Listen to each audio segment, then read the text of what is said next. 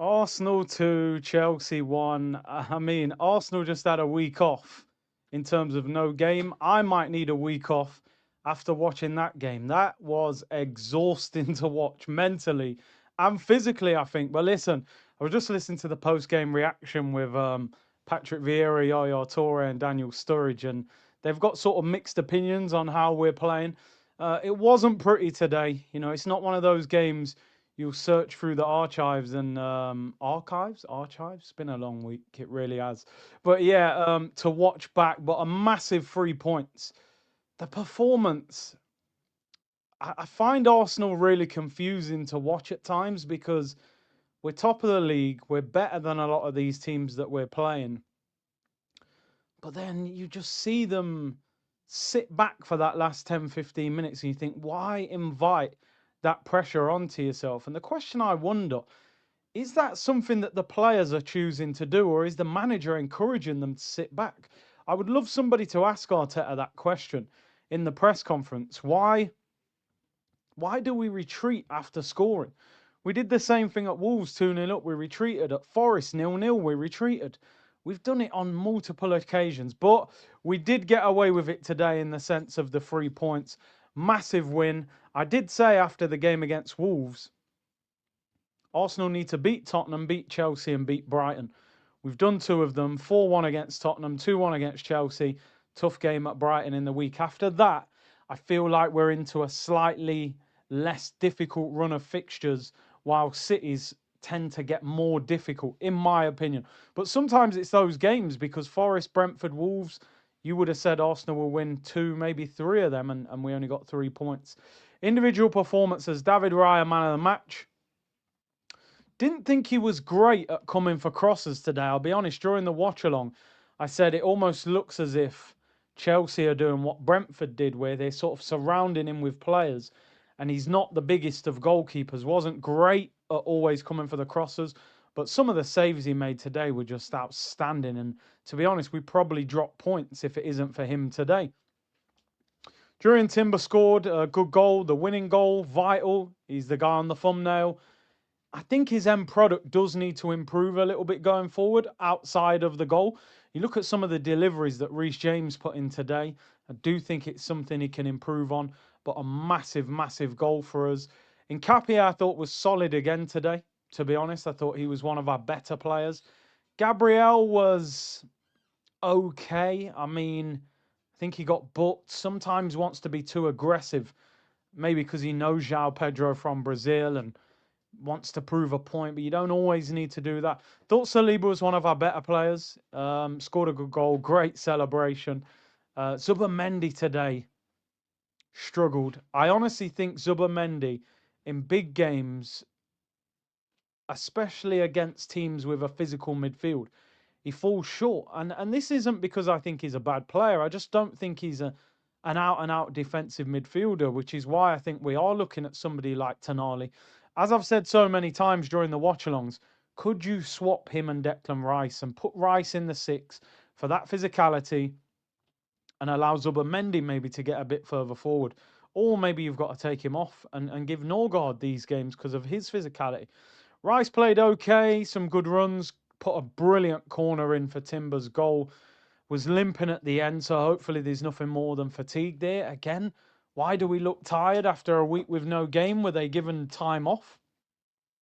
Eze, I mean, I think we need to tell Eze that we're playing Tottenham every week. Then he might put in a worldie of a performance. Didn't do enough today for me. Need more than that. Had that one shot at the end on his left foot, but apart from that, he was too quiet. Need him involved in the game more than that. If you want to grab that place off Odegaard and other players, Havertz, need consistency. So he needs to be better against Brighton. Trossard today, I mean, I joke if you watch the watch-alongs. I call him Stella R. Trossard when he plays like that. And he played like he was absolutely steaming. I mean, he played a couple of decent passes in the first half, but after that, he just gave the ball away. I'm like a broken record. Our left wing, you start Trossard, he plays well for a couple of games, then he plays terrible. Then you want Martinelli back in the team. Martinelli will come off the bench, play well, get in the team, play well again. Then he'll start playing bad. Then we'll go back to Trossard, and round we go. Somebody said it during the watch on. I think the blueprint is Martinelli as the super sub against tired legs is fantastic. I think in the summer, you move Trossard on, nearly 31, year left on his deal. I don't think you give him a new contract. Martinelli at least is younger and quicker, and you go and sign a first choice starting left midfielder next summer. That has got to be Berta's #1 priority this summer. Saka, I thought it was average, to be honest. When I saw the team sheet, and obviously we realised that Cucurella was out, we'd heard in the week, I thought he's going to get joy against Jarell Harto. He didn't really do much. And I know I might be putting him on a standard that's not fair. But I watched Barcelona yesterday, and Lamine Yamal looked like maybe the best player in the world in that game. And then I look at Saka sometimes and I think we need more. Now, don't get me wrong, he's coming back from a big injury and it's going to take time. But I need better end product. About 3 of his crosses went straight at the goalkeeper. His shots were blocked. I need more end product from him.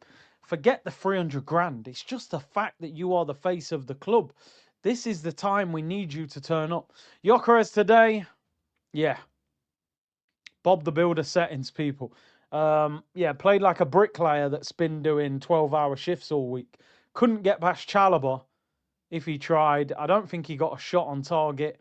Wasn't a good performance for Gyökeres on the back of last week, that's for sure. In terms of the bench, Norgard came on, was steady. Havertz came on, wasn't in the game much. Martinelli made a big impact. Did more in 20-odd, 30-odd minutes than any of our attacking players. He was our best attacker. And he only came on in, what, the 55th minute? Something like that. Great run. Got Pedro Neto sent off. Ref could have played on and let... because that might have been a goal. And then booked him. But, yeah. Bit of a shame Noni didn't come on. I thought his direct running might have offered something at the end. I think we have to acknowledge, by the way, that Chelsea are a good team. They're a good team. We've played them 4 times this season.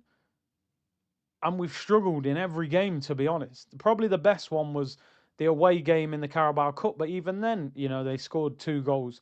So, down to 10 men, they still look the team more likely to score. And I just like to know, where does that energy come from with Arsenal? Because I feel like that energy has cost us points against Brentford, against Wolves. Games where you think, go and get another one, and we sit back and concede. So is that coming from the players or from the manager?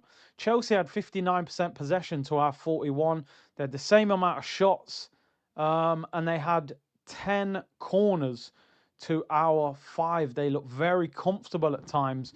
The good thing from an Arsenal point of view is, outside of Man City, we don't play any top 6 side, current top 6 side, for the rest of the Premier League season. So you would like to think that games will be easier, but then you just never know, because teams at the bottom, they're fighting for their lives.